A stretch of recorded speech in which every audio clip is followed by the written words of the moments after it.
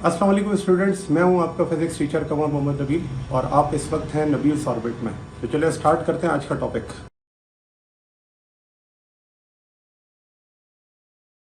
Topic पर आ जाते हैं और ये टॉपिक जो है वो है रेडियो एक्टिविटी से रिलेटेड। अब रेडियो एक्टिविटी क्या होती है, अगेन ये एक इंपॉर्टेंट टॉपिक है क्योंकि रेडियो एक्टिविटी पढ़ने के बाद ही आप हाफ लाइफ तक पहुंच सकते हैं। देखिए, रेडियो एक्टिविटी कहलाती है कि ये एक एक्टिविटी है जिसके अंदर इमिशन ऑफ रेडिएशन होता है। Emission of radiation, radio activity, इसका मतलब इमिशन, और radio means radiation, emission of radiation. और क्यों होता है इमिशन ऑफ रेडिएशन? उसकी वजह यह है कि जितने अनस्टेबल न्यूक्लियाई हैं जिनका एटॉमिक नंबर ग्रेटर है 82 से, वो अपने आप को क्या करते हैं, स्टेबल करते हैं। अभी ये बात हमने पढ़ी थी, वो स्टेबिलिटी की तरफ लेकर जाने के लिए अपने अंदर से रेडिएशन को क्या करते हैं, एमिट आउट करते हैं। तो अगर हम इसकी डेफिनेशन पढ़ें तो ये डेफिनेशन इस तरह से है कि it is the spontaneous emission of radiation from N unstable nuclei.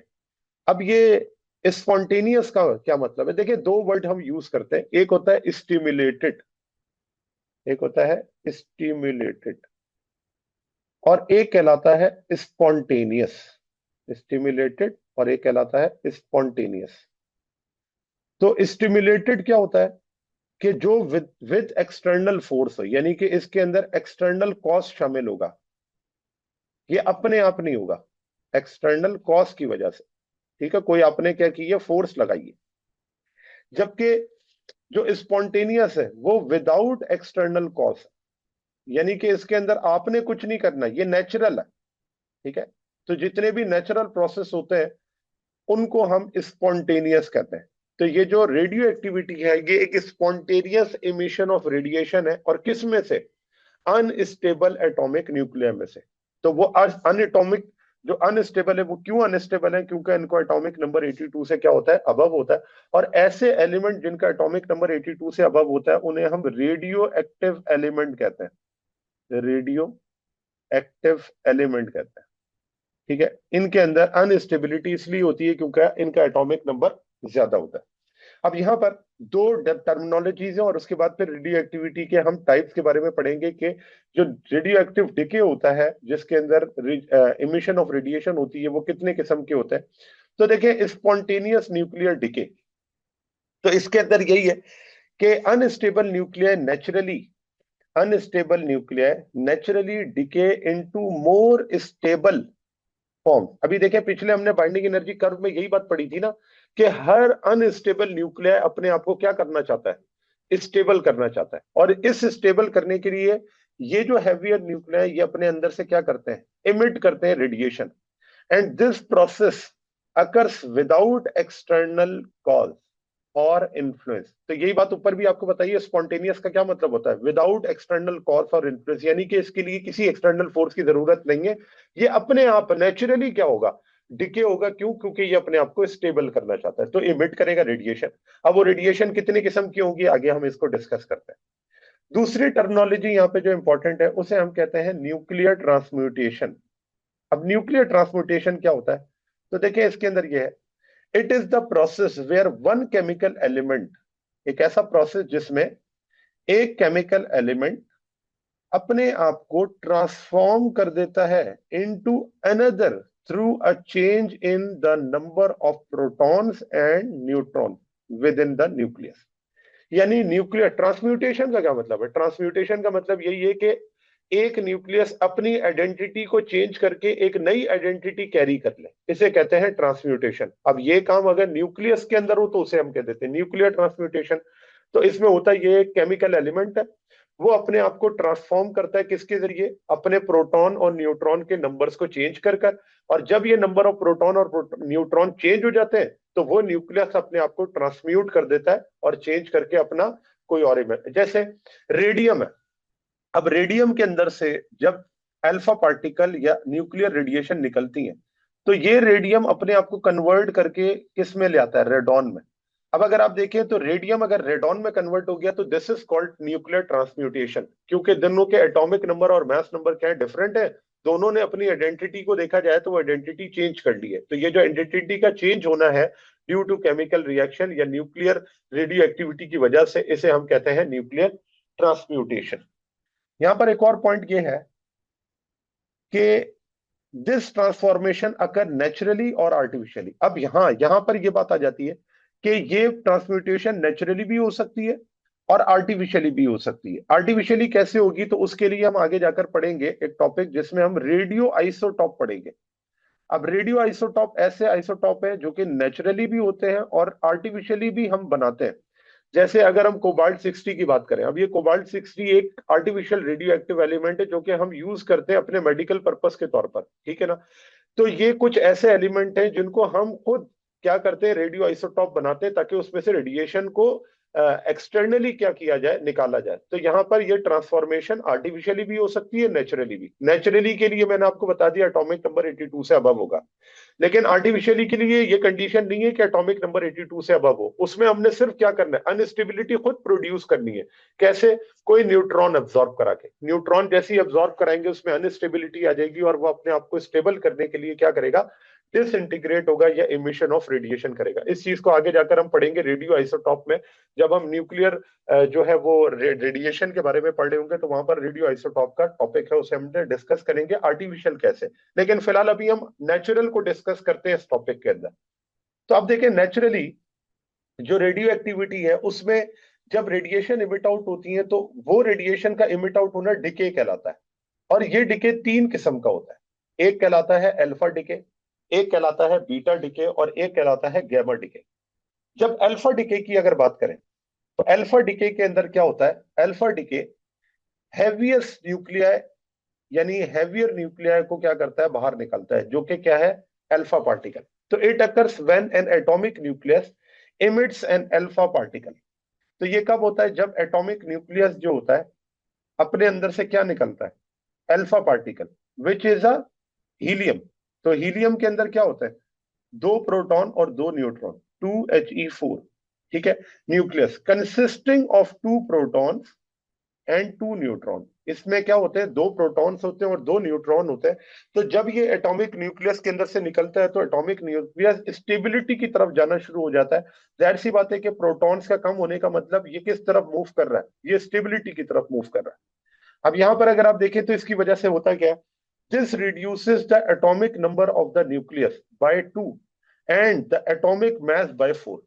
तो इस रिडक्शन की वजह से क्या होता है, जो न्यूक्लियस का एटॉमिक नंबर है वो कितना कम हो जाता है, 2, और जो एटॉमिक मास है वो कितना कम हो जाता है, 4। तो इनके डिक्रीमेंट की वजह से हम कहते हैं कि जो हमारा न्यूक्लियर है वो स्टेबिलिटी की तरफ जाना शुरू हो जाता है। जाहिर सी बात है कि ये तो पहला आपके पास जो है वो अल्फा पार्टिकल है, अगले अल्फा पार्टिकल के अंदर ये अपने आप को और डिके करेगा और कहाँ जाना शुरू हो जाएगा, एटॉमिक नंबर को डिक्रीज करना शुरू हो जाएगा।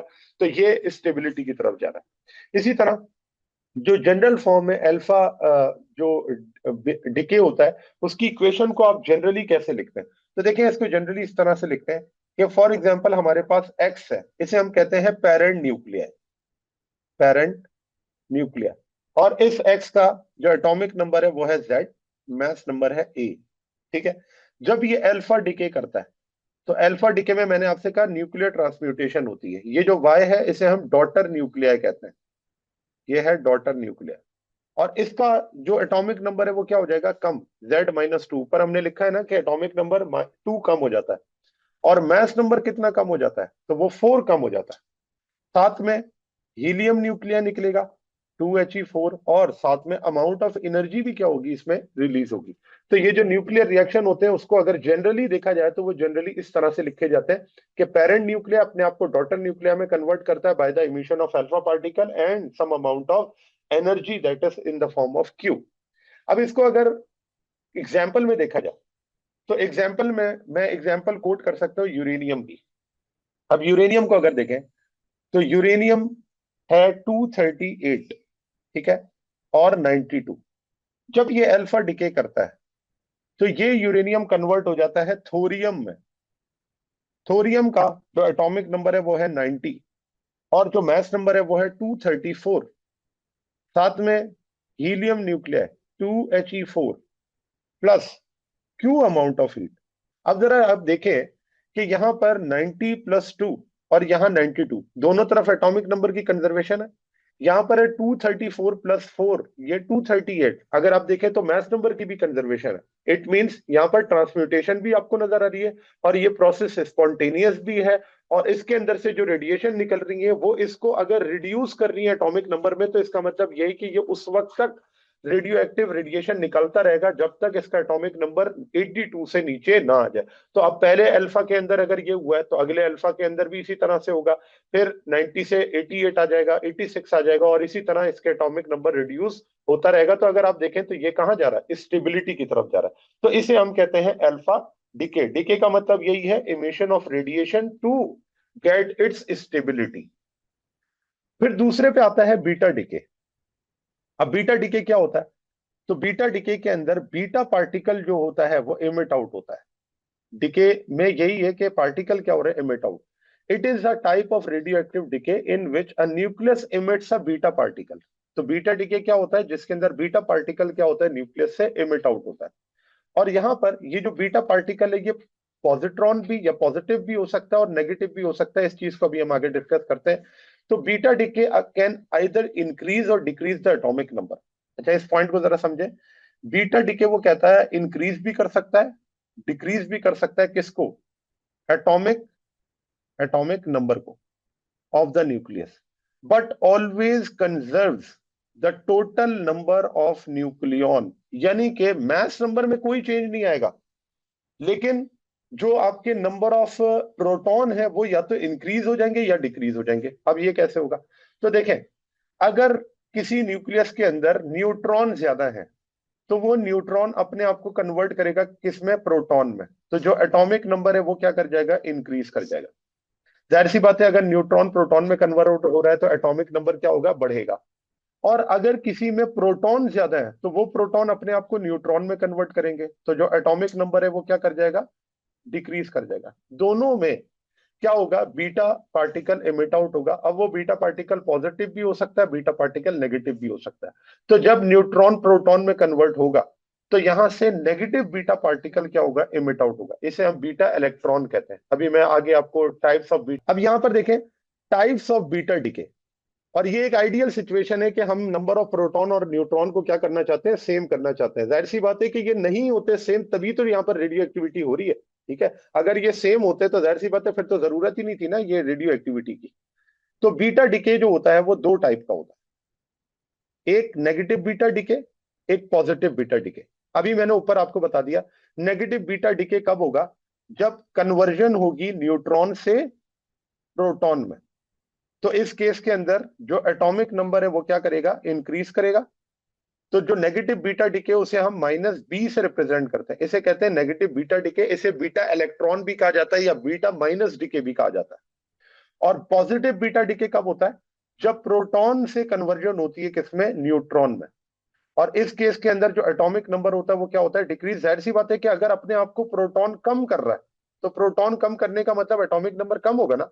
और इस केस के अंदर जो पार्टिकल इमिट आउट होता है उसे हम बीटा पॉजिट्रॉन कहते हैं या फिर बीटा प्लस डिके कहते हैं। इसे पॉजिटिव बीटा भी कहा जाता है, इसे बीटा पॉजिट्रॉन भी कहा जाता है, और इसे जो है वो बीटा प्लस डिके भी कहा जाता है। अब इन दोनों में अगर डिफरेंस देखें तो वो डिफरेंस क्या होगा, इस चीज को जरा हम समझ लेते हैं यहाँ पे टाइप्स ऑफ बीटा डिके में। अब नेगेटिव बीटा और बीटा माइनस डिके कब होता है, तो मैंने अभी आपको बता दिया कि जब इलेक्ट्रॉन इमिट आउट होगा, बीटा इलेक्ट्रॉन इमिट आउट होगा, तो इसका मतलब न्यूट्रॉन डिके हो रहा है इनटू प्रोटॉन। ठीक है, यहां पर मैं लिख देता हूं, neutron decays into proton, decays into proton. ठीक है, और इसके अंदर अगर हम देखें तो इसके अंदर क्या होगा, proton decays into neutron, proton decays into neutron. ठीक है, इन दोनों में ये तो हो गई शुरू शुरू की बात। अब जब ये न्यूट्रॉन डिके होता है तो किस तरह से इसको शो करते हैं, तो फर्ज करें ये हमारे पास है न्यूट्रॉन, ये अपने आप को प्रोटॉन में डिके करेगा, तो ये हो गया प्रोटॉन। साथ में बीटा पार्टिकल या बीटा नेगेटिव इमिट आउट करेगा, तो ये हो गया बीटा नेगेटिव। और साथ में ये बीटा डिके जब इमिट आउट होगा तो एक और जो पार्टिकल है जिसे हम कहते हैं न्यूट्रिनो, ये इसके अंदर से क्या होगा, इमिट आउट होगा। इसे सॉरी न्यूट्रिनो नहीं, इसे एंटी न्यूट्रिनो कहते हैं। यहाँ पर ये जो इसके ऊपर बार आ जाती है। अब ये एंटी न्यूट्रिनो क्या है? देखिए, जब कभी भी ये पार्टिकल इमिट आउट होगा इलेक्ट्रॉन, तो इलेक्ट्रॉन सिंगली मूव नहीं कर सकता, बिल्कुल उसी तरह जैसे हमने ये बात पढ़ी थी पेयर प्रोडक्शन में। अगर आपको याद हो, पेयर प्रोडक्शन में मैंने आपसे कहा था कि इलेक्ट्रॉन सिंगली प्रोड्यूस नहीं हो सकता। क्यों? क्योंकि ये कंजर्वेशन ऑफ मोमेंटम के खिलाफ है। मोमेंटम कंजर्व नहीं होगा। तो मोमेंटम की कंजर्वेशन के लिए कभी भी एक पार्टिकल एक वक्त में इमिट आउट नहीं होगा, बल्कि उसको अकोमोडेट करने के लिए, उसकी कंजर्वेशन को एंड कंजर्वेशन ऑफ मोमेंटम को प्रूव करने के लिए दूसरा पार्टिकल भी इमिट आउट होगा, और उसे हम कहते हैं एंटी न्यूट्रिनो। और वो एंटी न्यूट्रिनो एक ऐसा पार्टिकल है जो कि फास्ट मूविंग है, इसकी एनर्जी बहुत ज्यादा होती है, और ये सिर्फ और सिर्फ अकोमोडेट करता है बीटा पार्टिकल को, ताकि ये दो पार्टिकल एक दूसरे को क्या करें, मोमेंटम को कंजर्व्ड रखें। तो अब यहां पर देखें क्या क्या हुआ कि न्यूट्रॉन जब प्रोटॉन में कन्वर्ट हुआ तो बीटा पार्टिकल इमिट आउट हुआ, और बीटा पार्टिकल के साथ अकोमोडेट कौन कर रहा है, एंटी न्यूट्रिनो। Anti neutrino. अच्छा, अब इस चीज को अगर मैं देखूं कि मैं इसको किसी एग्जाम्पल में किस तरह से कोट कर सकता हूं, तो देखिए एग्जाम्पल में है जैसे कार्बन। अब ये कार्बन C614, अब आपको नजर आ रहा है कार्बन C614 के अंदर क्या है, 6 प्रोटॉन है, लेकिन कितने न्यूट्रॉन है, तकरीबन 8। 14 में से 6 निकालेंगे कितने हो जाएंगे, 8। अब 8 न्यूट्रॉन है, तो न्यूट्रॉन अपने आप को किस में कन्वर्ट करेगा, प्रोटॉन में। तो जब ये कन्वर्ट करेगा तो अब ये 6 जो है वो क्या हो जाएंगे, 7। लेकिन नंबर ऑफ न्यूट्रॉन में, नंबर ऑफ जो न्यूक्लियॉन है वो सेम रहते हैं। मैंने कहा ये 14 है। तो मुझे बताइए किसका एटॉमिक नंबर और मास नंबर है, तो वो है न्यूट्रॉन, नाइट्रोजन। तो अगर आप देखें, कार्बन नाइट्रोजन में कन्वर्ट हो गया, न्यूक्लियर ट्रांसम्यूटेशन हो गई, ठीक है। साथ में क्या हुआ, बीटा पार्टिकल इमिट आउट हुआ, और बीटा पार्टिकल के साथ एक और पार्टिकल एंटी न्यूट्रिनो भी इसके अंदर से क्या होगा, इमिट आउट होगा। और ये जो रिएक्शन है, इस रिएक्शन को हम क्या कहते हैं, नेगेटिव बीटा या फिर बीटा माइनस डिके। तो ये आपके पास कार्बन। इसी तरह से अगर मैं एक और भी एलिमेंट ले लूं एग्जाम्पल के तौर पर, वो है थोरियम। थोरियम का जो एटॉमिक नंबर है वो है 90, और मास नंबर है 234। और ये कन्वर्ट हो जाता है प्रोक्टेटिनियम, एक एलिमेंट है न्यूक्लियस, उसे हम कहते हैं Pa। तो अगर आप देखें 90 से ये 91 हो गया, लेकिन जो नंबर है आपके पास, न्यूक्लियॉन नंबर, वो अभी भी वही है, 234। तो 90 से 91 में जब कन्वर्ट हो रहा है तो बीटा पार्टिकल क्या होगा, इमिट आउट होगा, और एंटी न्यूट्रिनो इसके अंदर से इमिट आउट होगा। तो इसे हम कहते हैं बीटा डिके या बीटा माइनस डिके, जिसके अंदर आपके पास ये रिएक्शन होता है। फिर पॉजिटिव डिके इनटू न्यूट्रॉन या प्रोटॉन, जब डिके होगा न्यूट्रॉन में तब क्या होगा, तो अब यहां पर इस तरह से लिखा जाता है कि ये प्रोटॉन है, पॉजिटिव, ठीक है, और ये कन्वर्ट होता है किसमें, न्यूट्रॉन में। तो जब ये न्यूट्रॉन में कन्वर्ट होगा तो प्रोटॉन अपना चार्ज लूज कर रहा है, तो क्या होगा, बीटा पार्टिकल इमिट आउट होगा। और जब उसके अंदर न्यूट्रॉन था, न्यूट्रिनो था, तो सॉरी एंटी न्यूट्रिनो था, तो इसके अंदर क्या होगा, न्यूट्रिनो, ठीक है। एक के अंदर एंटी न्यूट्रिनो और एक के अंदर न्यूट्रिनो, क्योंकि दोनों में सेम पार्टिकल इमिट आउट नहीं होते। अकोमोडेट करने के लिए मोमेंटम को, ये एक मैसलेस पार्टिकल है, बहुत फास्ट पार्टिकल है, सिर्फ और सिर्फ कंजर्वेशन ऑफ लॉज जो है उनको प्रूफ करने के लिए ये क्या होता है, इमिट आउट है। फिर इसकी अगर हम एग्जाम्पल लिखें, वो एग्जाम्पल ये है कि अगर हम फ्लोरीन की बात करें, फ्लोरीन, फ्लोरीन है 918। अब ये 918 जब कन्वर्ट होता है किसके अंदर, ऑक्सीजन में, किसके जरिए, बीटा इमिशन के जरिए, तो ये 9 से हो जाता है 8। अब आप देखें कि पहले वाले में क्या हुआ था, पहले वाले में 6 थे, 7 हो गया, क्यों, एटॉमिक नंबर इंक्रीज किया। लेकिन इसमें ये 9 है और 8 हो गया, इसका मतलब एटॉमिक नंबर क्या करेगा, डिक्रीज करेगा। और साथ में क्या होगा, beta positive particle emit out होगा, बीटा पॉजिटिव पार्टिकल, और साथ में न्यूट्रिनो रिलीज होगा, न्यूट्रिनो। ये बिल्कुल ऐसी है जैसे एंटी न्यूट्रिनो था, तो बीटा पॉजिट्रॉन को अकोमोडेट करने के लिए न्यूट्रिनो रिलीज होता है, और साथ में अमाउंट ऑफ एनर्जी भी क्या होती है, रिलीज होती है। तो इसका मतलब ये हुआ कि कभी भी इलेक्ट्रॉन या पॉजिट्रॉन अकेले नहीं निकल सकते, एक एंटी पार्टिकल या अकोमोडेटिंग पार्टिकल लाजमी उसके अंदर से होना चाहिए, ताकि वो कंजर्वेशन लॉस को क्या करे, प्रूव करे। तो ये कहलाता था बीटा डी। फिर आते हैं gamma decay.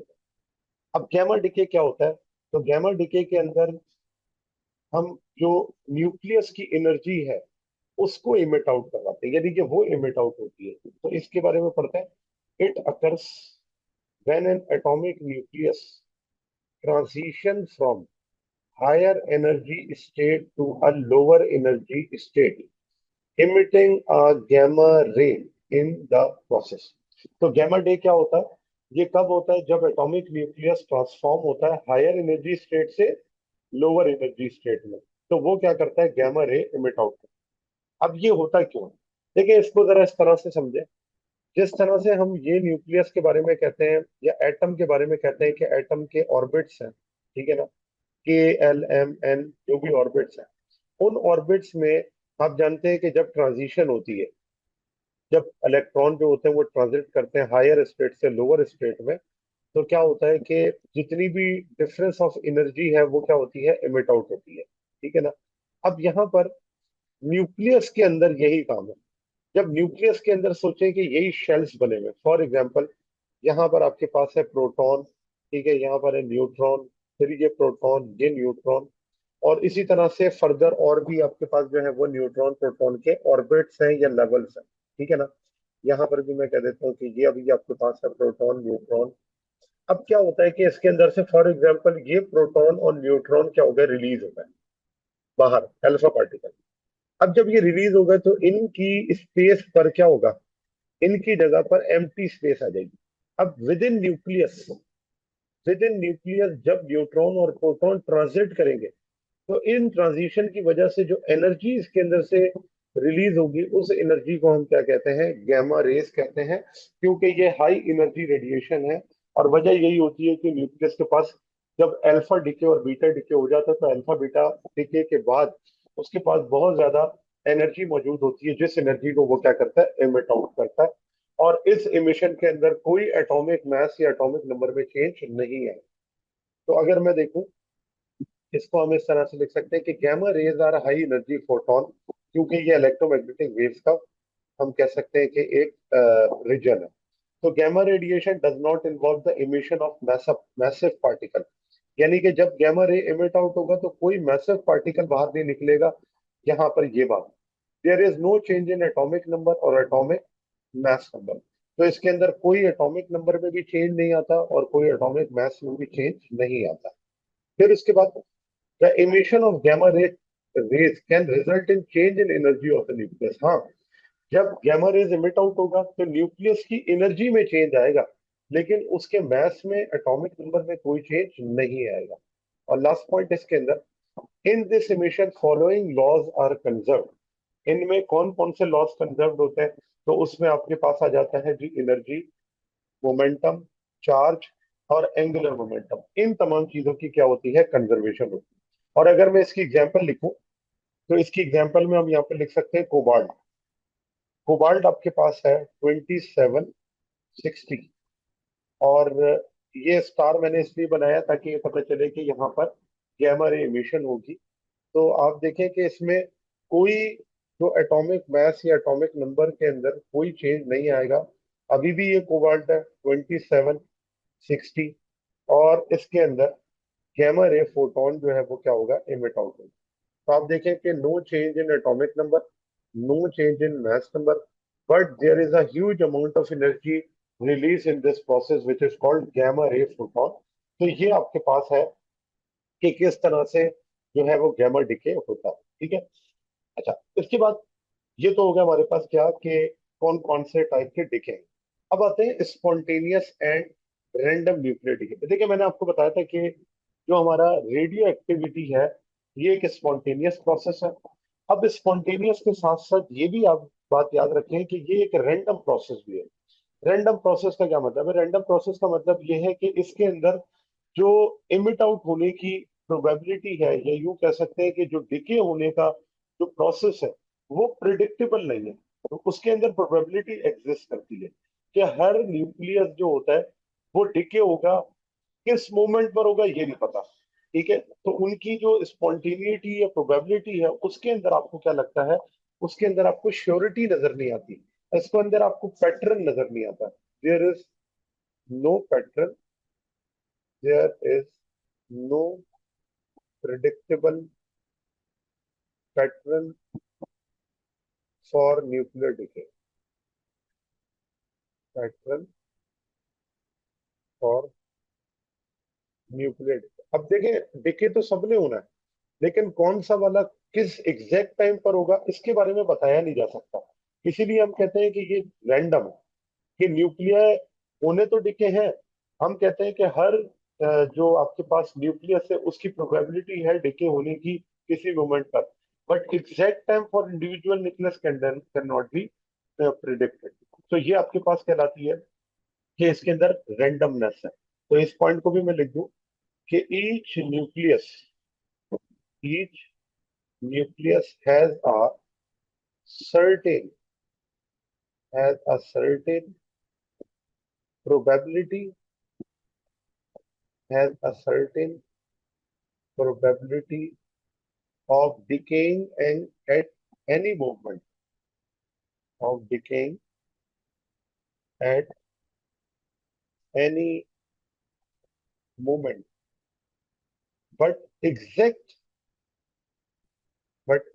time cannot be predicted, cannot be predicted, cannot be predicted। ठीक है, तो ये पॉइंट है इसके अंदर कि होना तो सबने डिके है, लेकिन कौन सा वाला किस दिन डिके होगा या किस टाइम पे डिके होगा इसे बताना पॉसिबल नहीं है। तो इसलिए हम कहते हैं कि इसका जो बिहेवियर है वो क्या है, रैंडम है। अगर एवरेज की बात की जाए तो एवरेज के अंदर हम पैटर्न को ऑब्जर्व कर सकते हैं, लेकिन इंडिविजुअल के अंदर for individual decay it is unpredictable, या हम कह सकते हैं इट इज रैंडम।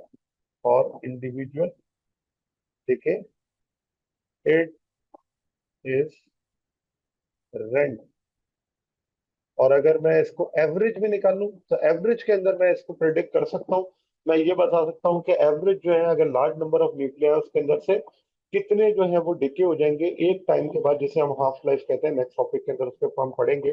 तो इसलिए ये चीज आपके पास प्रिडिक्टेबल है, लेकिन किसी इंडिविजुअल डिके के बारे में बताना ये रैंडम है, इसके बारे में बताया नहीं जा सकता। ठीक है, तो ये चीज आपके पास कहलाती है न्यूक्लियर डिके से रिलेटेड। तो अब जी स्टूडेंट्स, तो ये था आज का हमारा टॉपिक। उम्मीद है आपको ये टॉपिक समझ आया होगा। अगर आप नबील्स ऑर्बिट में रहना चाहते हैं तो सब्सक्राइब करें और नई आने वाली वीडियोस के लिए बेल आइकन प्रेस करें। Thank you very much. अल्लाह हाफिज़।